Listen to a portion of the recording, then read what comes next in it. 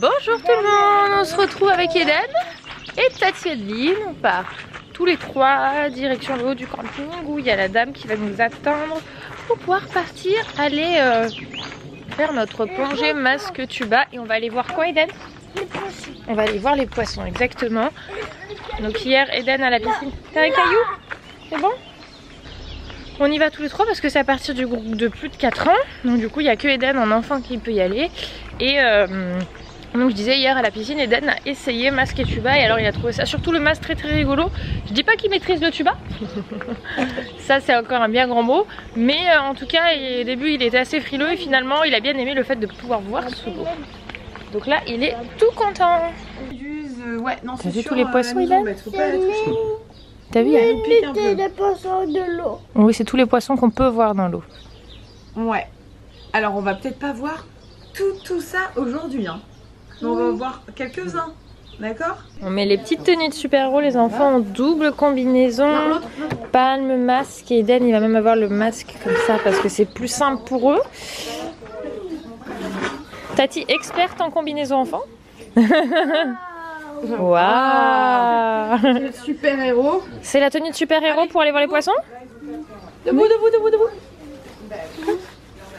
Bon, on est équipés, on va embarquer. Alors pour tous ceux qui me demanderont, je vous mets le lien directement en barre d'infos. T'as pas réussi à fermer. Si vous voulez pouvoir aussi faire la même expérience que nous avec Nostrama. Bien maman, Nemo. Oui, t'as Nemo. Bon, et avant de vous partager les images de notre expérience sous l'eau, je vous mets tout de suite un passage que je vous ai pré-filmé pour vous faire le retour sur les questions que vous avez posées en story pour la consommation énergétique. Bon, je vous retrouve depuis la chambre. On est toujours sur notre lieu de vacances, on profite en famille.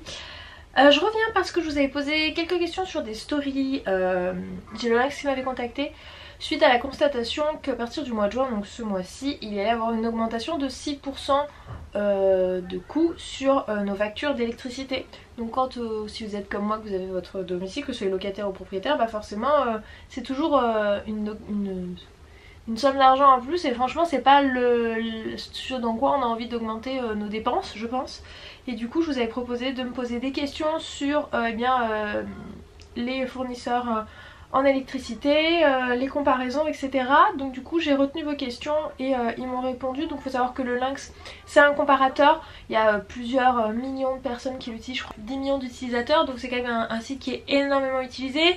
Ça vous permet ils disent de faire jusqu'à 210 € d'économie par an, ce qui permet, mine de rien, si on étale mensuellement, c'est toujours ça le prix, et de gagner, qu'on peut mettre cet argent dans autre chose. Et du coup ça vous permet, si besoin, de changer de fournisseur sans avoir de coûts supplémentaires, sans avoir de coupure d'électricité. Donc c'est quand même quelque chose d'assez pratique. Du coup j'ai envoyé vos questions à le Lynx pour qu'il puisse y répondre. Donc j'ai retenu 1, 2, 3, 4, 5 grandes questions qui sont revenues formulées différemment, mais qui étaient toujours à peu près les mêmes. Donc la première c'était qui sont les fournisseurs d'énergie. Donc eux ils les classent en 2 grandes catégories. Il y a les fournisseurs historiques, donc EDF pour l'électricité en France et Engie pour le gaz. Et ensuite les fournisseurs alternatifs, Total Direct Energy, mais aussi Planète Oui, Butagaz, Total Direct Energy, etc. Donc il y a 2 grandes catégories. Quel fournisseur choisir?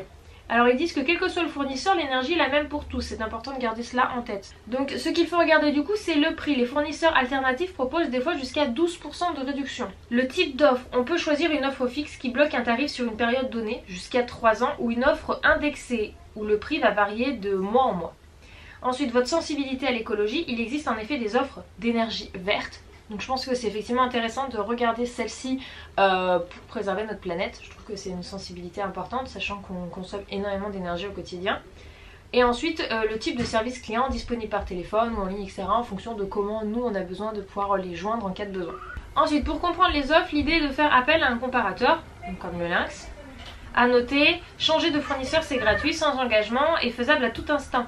Et c'est le nouveau fournisseur qui s'occupe de toutes les démarches, comme le changement d'un forfait mobile. Donc faire confiance à tous les fournisseurs. Donc qu'ils aient pas d'inquiétude, les fournisseurs alternatifs proposent un service similaire et une qualité d'énergie identique aux fournisseurs historiques. De plus, en cas de souci, c'est Enedis pour l'électricité et GRDF pour le gaz qui s'en occupent. C'est pareil pour tout le monde, quel que soit le fournisseur. Voilà, donc du coup, on est au même niveau pour tous. Ensuite, la dernière question, c'est quelle astuce donnerais-tu pour consommer moins de chauffage électrique? Alors ça, je trouve que c'est intéressant parce que d'une, ça nous coûte nous moins cher et deux, c'est meilleur pour la planète. Donc du coup, ils nous ont relevé 3 points, mais n'hésitez pas à mentionner d'autres en commentaire, comme ça au moins ça pourrait être intéressant pour tout le monde. Donc déjà, bien régler la température. Attention à ne pas surchauffer votre intérieur. Les températures idéales pour la cuisine, le salon et les chambres, 19 degrés la journée et 16 la nuit pendant qu'on dort. Alors j'avoue que j'aurai un petit peu du mal à descendre jusqu'à 16, mais c'est vrai qu'il vaut peut-être mieux se mettre une petite laine en plus et baisser d'un ou degré la température dans la maison, parce qu'on consomme moins et c'est mieux pour notre planète. Deuxième chose, chouchouter ses radiateurs, et ça je ne le savais pas. Pensez à les dépoussiérer plusieurs fois par an et à les purger, donc ça je savais au moins une fois par an, à la clé jusqu'à 10% d'économie. Donc mine de rien, c'est pas lésé. Et enfin, repensez l'isolation de sa maison. C'est par le toit, les murs, le renouvellement d'air et les fenêtres que la chaleur se disperse le plus. Prenez donc soin de l'isolation de votre maison. Des aides financières sont actuellement proposées par le gouvernement pour vous aider dans vos travaux d'isolation. Oui, il y a l'isolation à partir de 1 €. Ceux qui l'ont peut-être eu recours, n'hésitez pas à nous mentionner en commentaire. J'avais l'occasion de rencontrer quelqu'un qui avait eu recours à ce système et il avait pu pour 1 € refaire isoler tout son plafond, puisque du coup c'est un objectif de l'État d'améliorer, pas tant forcément que d'améliorer l'isolation, mais de réduire la consommation de la population de manière générale.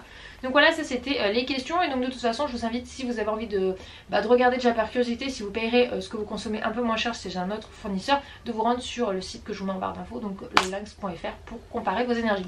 Voilà, c'était la parenthèse planète, mais je trouve que c'est toujours percutant et intéressant de s'enseigner parce que ça nous fait du bien à notre porte-monnaie. Parce que mine de rien, le pouvoir d'achat, il augmente pas trop. Les dépenses oui, mais le pouvoir d'achat pas trop. Et mine de rien, la planète c'est quelque chose à préserver parce que on peut pas trop non plus éternellement scier la branche sur laquelle on est, les gars. Ça va pas le faire. Donc voilà, c'était cette petite parenthèse et on retourne aux vacances. Bon, on est rentré de notre matinée. J'ai presque l'impression d'avoir bronzé. C'est un effet. C'était bien sympa. Reden au début avec la petite puce qui était là, ils étaient pas trop en confiance. Ça les a un petit peu impressionnés, le fait de mettre les palmes, le masque, etc. Au début ils ont été mis tous les deux sur le petit bateau qui était là pour ça justement.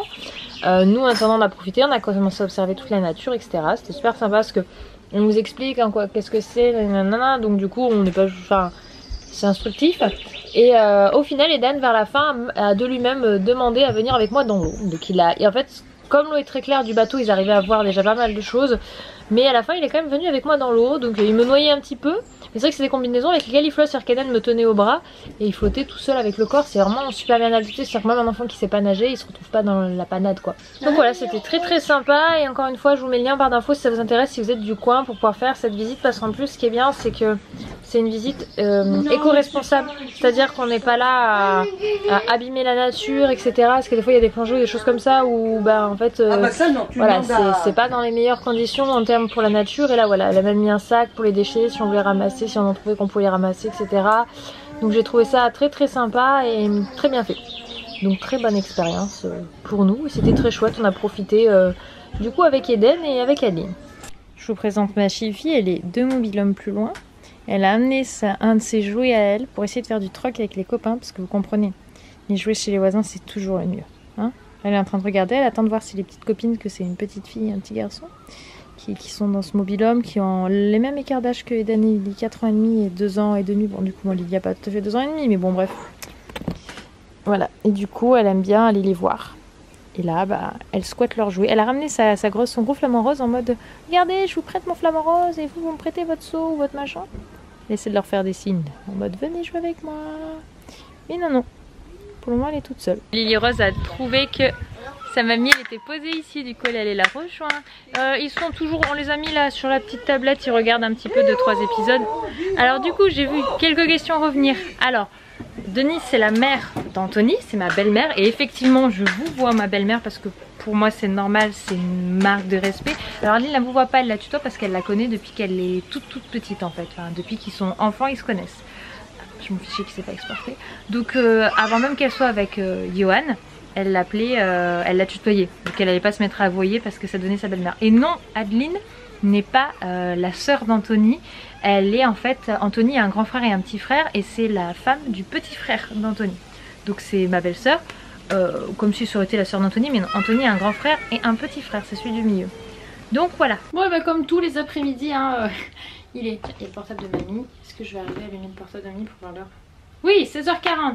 Donc ils sont partis depuis une dizaine de minutes direction la piscine. C'est notre programme de fin de journée. Surtout que là la chaleur est vraiment lourde. Surtout l'intérieur là on a fermé parce que on va par principe pour pas que les gens voient ce qu'il y a dans le mobil-home depuis le chalet. C'est pas être tenté d'aller à l'intérieur. Voilà, ça c'est, je pense qu'on fonctionne comme tout le monde. On ferme. Je suis en train encore d'exporter des fichiers comme tous les jours. Ça fait partie de choses que je fais quotidiennement pour le boulot. Donc ça n'a rien de dramatique ou de compliqué, ça fait juste partie des choses à faire. Et donc elles partent souvent avant moi parce qu'elles essaient d'y être pour 4h, 4h30 max. Et moi j'essaie de faire certaines tâches échelonnées chaque jour parce que je me suis allégée pour les vacances forcément, parce que sinon je n'aurais absolument pas pu profiter. Donc là j'avais des fichiers encore à envoyer et comme le réseau n'est pas fameux, j'échelonne ça aussi dans le temps pour pas trop galérer à récupérer quand on va rentrer. Il est 18h passé, j'ai un petit bébé qui est juste ici. Coucou toi. Le bébé qui a un petit bleu juste là. Et le bébé il a un petit bleu parce qu'elle est tombée dans la piscine contre le toboggan. Là, vous voyez là sur la joue, ça s'est vu là. Mon petit bébé. Hop, du coup, t'as fini de vouloir toujours te voir. Je suis en train de commencer à attaquer le tri pour les valises. Je laisse 2 tenues pour les enfants et le reste je vais commencer à tout ranger dans cette grosse chose qui est en train de rendre l'âme. Ça fait depuis mes 17 ans que je l'ai. Et là, bien abîmé parce qu'on n'avait pas pris notre gamme du tout. Enfin, on avait pris un truc basique. Mais là, elle a une roulette qui est morte en fait. Donc c'est ça le problème. Il y a des fermetures où le zip ferme plus parce qu'il y a plus la tâche. Donc c'est une vraie galère. Donc là, c'est vraiment les derniers voyages qu'elle fait. Pour la fin d'année, du coup, je vais en racheter. Je pense même 2 cabines et une grosse comme ça au moins pour les voyages. Je pense que c'est ce qu'il y a de mieux. Parce qu'après, comme on a envie un petit peu de commencer à voyager, et ce qui dit voyager, je parle par avion. Parce qu'après, on s'en fiche, on peut avoir différents sacs. Mais pour les avions, c'est quand même mieux. Qu'est-ce que tu fais toi? Bon les amis, il est 21h12. J'étais en train d'essayer de récupérer les plans que j'ai fait à la GoPro pour dans l'eau. Donc j'ai pu vous filmer des choses hein. Sauf que j'ai omis de prendre l'adaptateur pour le micro SD pour le mettre dans une carte et le récupérer. Donc du coup je vous mettrai les plans. Je vais faire de toute façon une vidéo résumé de nos séjours. J'aime bien le faire à chaque fois qu'on part dans des destinations en vacances. Et donc pour faire une vidéo résumée, et je vous mettrai à ce moment là les plans sous l'eau que j'aurais fait, d'Eden dans le petit bateau, etc. Voilà. Mais là je me suis plantée. J'ai pas pris tout mon matériel, mais je pensais avoir un adaptateur. J'en ai toujours normalement dans le portefeuille. Et là non. Voilà, donc si vous n'avez pas les plans sous l'eau, c'est normal, vous les aurez dans la vidéo résumée. Voilà. Tu t'es encore fait bouffer? Adeline est en train de vous faire étalage de ses piqûres de moustiques. Filme-moi les bracelets de tes gosses. Les bracelets de tes gosses? Les bracelets. Elle a piqué le bracelet. Elle sait ce qu'elle a quand même dit. Tant pis, Lexis se fera bouffer. J'ai besoin de plus me faire bouffer. Mais tu verras que ça ne marchera même pas. Demain je vais venir. J'aurai tous les ongles. Elle a gonflé partout. Et puis elle ose me dire qu'elle est bronzée et pas rouge. Hein, constaté à la vidéo. C'est du bronzage. Là où c'est rouge, c'est parce que j'ai gratté. Ça, c'est du bronzage. Bon, du coup, en compagnie d'Adeline et ses piqûres de moustiques et ses plaques rouges, nous vous souhaitons une bonne soirée. Et on vous dit à demain. Elle est rodée, Adeline. À demain. Mm-hmm.